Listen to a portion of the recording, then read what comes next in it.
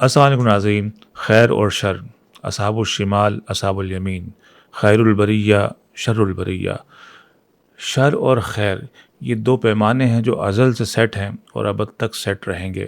ناظرین، بہت سارے لوگ ایسے ہوتے ہیں جو زندگی بھر برائی کرتے رہتے ہیں اور اسے اچھائی سمجھتے رہتے ہیں، اور بہت سارے لوگ ایسے ہوتے ہیں جو اچھائی کرتے رہتے ہیں لیکن وہ اسے برائی سمجھتے رہتے ہیں، انہیں اپنی اچھائی کا ادراک نہیں ہوتا۔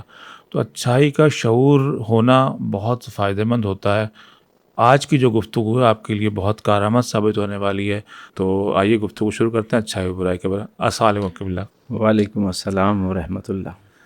اس کتاب میں ہی سے ہیرے موتی سے ایک بہت اچھی کوٹیشن ملی ہے، تو بہت شاندار طریقے سے آپ نے اس کو کیا، تو اسی پر میں چاہ رہا ہوں کہ گفتگو ہم اس کو آگے بڑھاتے ہیں کہ اچھائی گائے جیسی ہوتی ہے جو سوکھی گھاس کھا کر بھی میٹھا دودھ دیتی ہے، اور برائی سانپ جیسی ہوتی ہے جو میٹھا دودھ پی کر بھی ڈس لیتا ہے۔ تو اچھائی گائے جیسی ہوتی ہے۔ یہ گائے کی مثال گائے کی مثال تو قرآن کریم نے بھی دی، پوری سورہ ہے، ماشاء اللہ۔ سورہ بقرہ گائے کی مثال ہے۔ دوسرا، ہم اسے جو بھی کھلاتے ہیں بدلے میں وہ ہمیں دودھ دیتی ہے، واہ، اور دودھ بھی بڑا میٹھا ہوتا ہے، شیریں دودھ ملتا ہے۔ یعنی نیکی کا معاملہ ایسا ہی ہے جیسے کوئی گائے کو گھاس کھلا رہا ہے۔ بسا اوقات بڑی کم قیمت چیز کی نیکی کی ہوتی ہے، لیکن جو ریوارڈ آپ کو مل رہا ہوتا ہے، جو ثمر مل رہا ہوتا ہے، وہ جی، کتنا شاندار ہوتا ہے کہ میٹھا اور شیریں دودھ آپ کو مل رہا ہے۔ پھر صرف نہیں کہ یہی دودھ ہے، اسی دودھ سے آپ دہی بنا لیتے ہیں، جی، پھر اسی دودھ اور دہی کے ملاپ سے پھر لسی بنتی ہے، واہ، پھر اس لسی سے جو ہے وہ مکھن نکلتا ہے، واہ، پھر اگر وہ اس کو اور گرم کیا جائے، پروسیس کیا جائے، تو وہ گھی بن جاتا ہے۔ واہ، ٹھیک ہے، اس کی جو ٹائمنگ ہے، اس کی جو شیلف لائف ہے، وہ بڑھ جاتی بڑھ ہے۔ جاتی، تو بظاہر تو وہ گائے نے ایک دودھ ہی دیا، لیکن اس سے کتنے ڈیری پروڈکٹ جو ہے وہ پھر بنتے ہیں، واہ، اور کہاں کہاں وہ استعمال ہوتا ہے۔ تو وہ جو نیکی ہم نے کی، وہ نیکی یوں ہی نہیں کہ وہ بس آپ نے کی اور وہ اس کے ثمرات آپ کو یہاں دنیا میں بھی ملتے ہیں، اور آخرت میں بھی اللہ نے آپ کے لیے انعامات رکھے۔ سر آپ نے اس میں اچھائی کو، نیکی کو سوکھی گھاس سے تشبیہ دی ہے۔ وہ سرسبز گھاس بھی تو سر ہوتی ہے۔ سرسبز کھلائیں گے تو اور زیادہ فائدہ ملے گا۔ مطلب یہ کہ نیکی جتنی شاندار ہوگی، یعنی جو گائیں بہت اچھی چراگاہوں میں چرتی ہیں تو اس کے ثمرات اور اچھے ہوتے ہیں۔ جی، سوکھی گھاس سے مراد یہ بھی ہے کہ مشکل حالات سے اس کو تشبیہ دی گئی کہ مشکل ہو گیا آپ کے لیے نیکی کرنا، اور بہت معمولی سی نیکی کی آپ نے، لیکن اللہ نے آپ کے لیے اس کا جو ثمر رکھا ہے وہ بڑا شاندار رکھا ہے، نیکیوں کا، نیکوکاروں کا۔ واہ۔ اچھا سر، یہ تو اچھائی مختصراً بات ہو گئی۔ برائی جو ہے اس کو آپ نے تشبیہ دی ہے کہ جی وہ سانپ کی طرح ہوتی ہے، ایسے آپ میٹھا دودھ پلا پلا پلا دیں لیکن وہ ڈس کر ہی چھوڑتا ہے، تو اس سے کیا مراد ہے؟ دیکھیں، برائی سانپ کی طرح ہے کہ آپ بظاہر تو بڑا ہیپی ہو رہا ہوتا ہے، بہت اچھی پیکنگ ہوتی ہے، بڑا آپ کے پاس مال ہوتا ہے، بہت اچھی اچھی چیزیں آپ کھا رہے ہوتے ہیں یا کھلا رہے ہوتے ہیں، لیکن اس کا جو رزلٹ ہے وہ بڑا زہریلا ہے۔ اینڈ رزلٹ اس کا اگر آپ دیکھیں گے، جی، یا اگر آپ دیکھیں گے کہ نیکی کرنے والا دنیا میں شاید مطلب یہاں پہ اس کے معمولی گھاس ہو اس کے پاس، جی، جی، لیکن اینڈ رزلٹ کتنا شاندار ہے۔ اور دوسری طرف سانپ ہے، سامنے دودھ ہے، یعنی سانپ نے دودھ کسی کا مار لیا، کسی کی چیز پہ قبضہ کر لیا، کسی کا مال ہڑپ کر لیا، کرپشن ہے، رشوت کا مال ہے، آپ نے وہ چیز حاصل کر لی۔ جی، اب بظاہر تو لگ رہا ہے یار اتنا دودھ آ گیا، لیکن اس دودھ کا جو نتیجہ نکلتا ہے وہ زہر ہی کی صورت میں نکلتا ہے. یعنی ایسے لوگوں کی اولادیں اینڈ رزلٹ آخرت بھی خراب ہوئی اور اولاد بھی بگڑ گئی، کیونکہ جو چیز آپ اس کو کھلا رہے ہیں اس کے ثمرات تو آئیں گے. نہ خدا ہی ملا، نہ وصال صنم، نہ ادھر کے رہے نہ ادھر کے رہے. میرے والد صاحب ایک فارمر تھے اور انہیں کوئی بہت زیادہ چیزیں نہیں آتی تھیں. پیچھے زمینیں ضرور تھیں، لیکن جب وہ یہاں آئے تو ان کو کوئی ایسا کام نہیں آتا تھا. محنت مزدوری کرتے تھے. لیکن جب ان کا انتقال ہونے لگا، انہوں نے بڑے شاندار جملہ کہا بچوں سے. سارے بچوں کو جمع کیا اور ایک بات کہی. کہنے لگے کہ میں تمہارے لیے دنیا کی بہت ساری آسائشیں تو نہیں چھوڑ کے جا رہا، لیکن ہاں ایک نعمت میں تمہیں دے کے جا رہا ہوں. میرے بچوں، میں نے تمہیں کبھی لقمہ حرام نہیں کھلایا. اللہ اللہ اللہ اللہ، لقمہ حلال کھلایا. سبحان اللہ سبحان اللہ سبحان اللہ. اب بچوں کو تو نہیں پتا تھا کہ بھئی لقمہ حلال کیا ہوتا ہے، لقمہ حرام کیا ہوتا ہے، اتنی سمجھ تو نہیں تھی. لیکن یہ بات ضرور کہی انہوں نے. آج ہم دیکھتے ہیں کہ اس لقمہ حلال کی برکت جب ہم دیکھتے ہیں نا، اس کا جو ثمر دیکھ رہے ہیں ہم، اللہ نے دنیا کی ساری نعمتیں دے دی اولاد کو. سبحان اللہ. کیا ہوا؟ بظاہر تو وہ سوکھی گھاس تھی، لیکن جو بعد میں جو رزلٹ ملا وہ کتنا میٹھا اور شیریں دودھ ملا. واہ. ٹھیک ہے. دوسری طرف ہمارے ایک دوست تھے جن کے گھر میں جاتا تھا، تو ان کے والد صاحب بھی آ کے ہماری محفل میں بیٹھ جایا کرتے تھے. وہ ریٹائرڈ تھے سوئی سدرن گیس کمپنی سے. تو ہم ایسے ہی بات کرتے تو وہ کبھی آ کے وہ بھی گپ شپ لگا لیتے. تو بڑے نفیس انسان، ایماندار انسان، ساری زندگی انہوں نے ایمانداری سے نوکری کی. تو ایک دن میں نے پوچھا کہ آپ کو صلہ کیا ملا؟ کیا صلہ ملا؟ جو آپ نے کبھی کرپشن نہیں کی، بے ایمانی نہیں کی، دو نمبری نہیں کی، کوئی فائدہ بھی اٹھایا؟ کہنے لگے ہاں ایک فائدہ میں نے ضرور اٹھایا تھا. ایک دفعہ قرآن اندازی ہوئی سوئی سدرن گیس کمپنی میں، تو میرا نام نکلا حج کے لیے. سبحان اللہ. میں اپنی مسز کو لے کر گیا. یہ فائدہ مجھے وہاں سے مطلب سیلری کے علاوہ جو میں نے لیا. میں نے کہا آپ کے 5 بچے تھے گزر، کہہ رہے بڑی مشکل سے ہوتا تھا، بڑی تکلیف سے، لیکن بچوں کو پڑھایا. ثمر کیا ملا؟ اس نیکی کا صلہ کیا ملا دنیا میں؟ کہنے لگے اللہ نے اولاد کو قابل بنا دیا. واہ واہ واہ. یہ میرے 5 بچے آپ کے سامنے آفیسر ہیں اور اپنا بزنس کرتے ہیں. ان میں سے کوئی بزنس کر رہا ہے، کوئی ایجوکیشن میں ہے، کوئی کہیں. یہ ساری میری آنکھوں کی ٹھنڈک ہے. سبحان اللہ سبحان. شام کو یہ سارے جمع ہوتے ہیں گھر میں، رونق میلہ. ان کے بچے ہیں، اللہ نے مجھے صحت اچھی دی ہوئی ہے اور میں دیکھیں فریش ہوں آپ کے سامنے. اور پھر ان کے دوست آ کے بیٹھتے ہیں تو میں بھی آ کے ان سے گپ شپ لگا لیتا ہوں. واہ واہ واہ. تو یہ ساری نعمتیں ملیں. تو میں نے کہا وہ جو آپ کے دوست بھی تو ہوں گے، کلیگ، جو اس دور میں بھی مال بناتے ہوں گے، تو ان کا کیا حال ہے؟ تو انہوں نے کہا کہ سچ پوچھیں تو میں 4-5 جو میرے قریبی تھے، جو میرے ساتھ ہی ریٹائرڈ ہوئے تھے، کہنے لگے کہ اولادیں بگڑ گئی ہیں، بڑھاپا اذیت ناک ہے ان کا، اللہ. بیماریوں نے گھیر رکھا ہے. اور کبھی کبھی ان میں سے کچھ آتے ہیں کچھ مانگنے کے لیے تو میں دے دیتا ہوں. اللہ اللہ. دوسری طرف اللہ نے جو مجھے ثمر دیا، جو برکتیں دی، میں حیران ہوں اس مالک کا، جتنا شکر ادا کروں وہ کم ہے. سبحان اللہ. یعنی ایک شخص ہے وہ نیک ہے، پارسا ہے، اچھا ہے، ایماندار ہے، اور بچوں کے لیے تگ و دو کرتا ہے. لیکن بظاہر آپ دیکھیں گے کہ اس کے پاس مال و اسباب چیزیں نہیں ہیں اتنی، لیکن اس کی نسلوں میں یعنی وہ ثمرات ضرور آئیں گے. سبحان اللہ. اور پھر یہ شخص جب یہاں سے جائے گا تو اللہ نے اس کے لیے ایسے ایسے انعامات رکھے جو نہ کسی آنکھ نے دیکھے، نہ کسی دل میں گمان پیدا اصل ہوا. انعام. اصل انعام دائمی، ابدی، سرمدی چیزیں ہیں. تو یہ جو معاملات ہیں نا سائیں، سبحان اللہ سبحان. آپ نے مطلب دیکھا ہوگا. چلے میں دنیاوی طور پہ آپ دیکھیں بہت بڑے بڑے نام تھے، بڑے بڑے فرعون یہاں گھومتے تھے، جن کے نام سے لوگ کانپتے تھے. کہاں ہیں وہ آج؟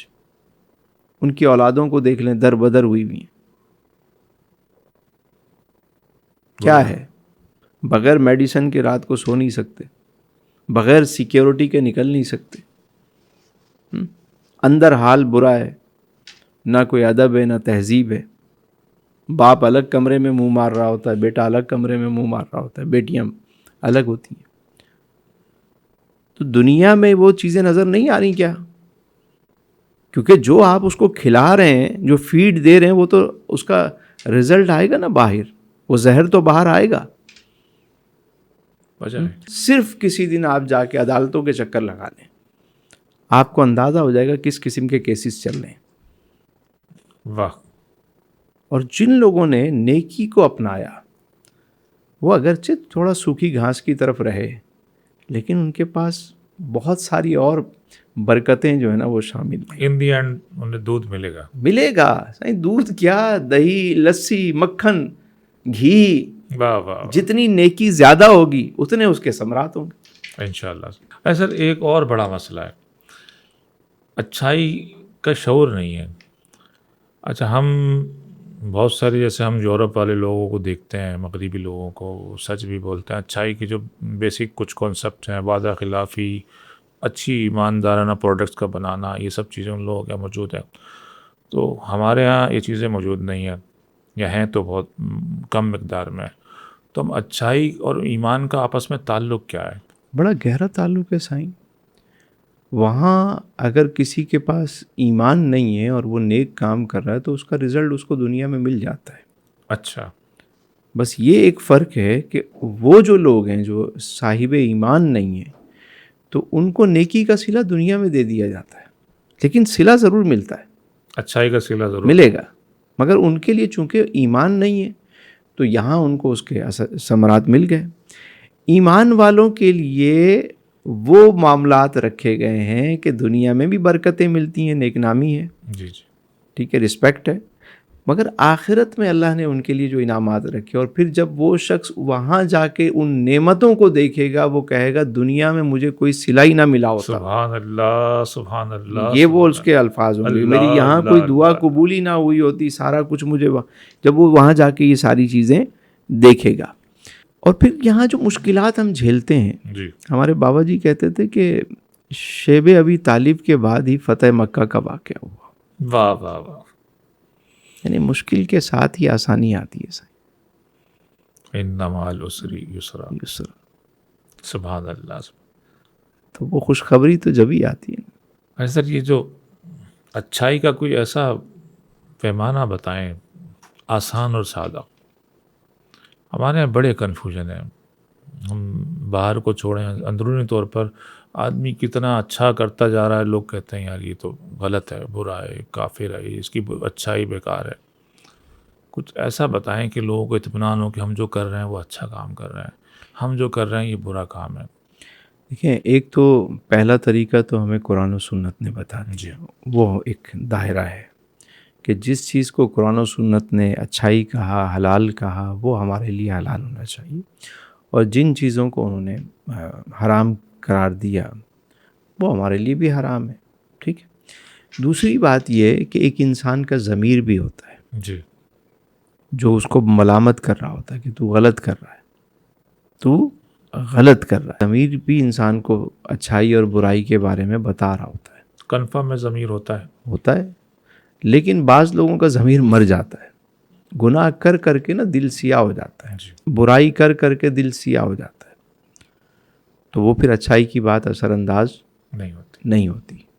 پھر وہ انسان جو ہے وہ مطلب اس کا دل نیکی کی بات سننے کو نہیں چاہتا. اور یہ وہ شیطانی وصف ہے.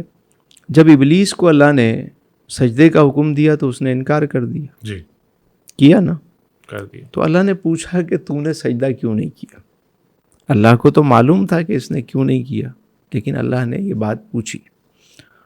اس نے کہا انا خیر من، میں اس سے بہتر ہوں.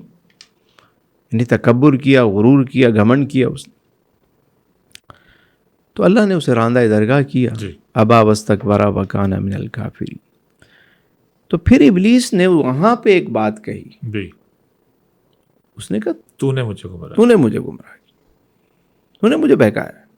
یعنی بجائے اس کے کہ غلطی سرزد ہو گئی تو ایکسیپٹ کر لیتا.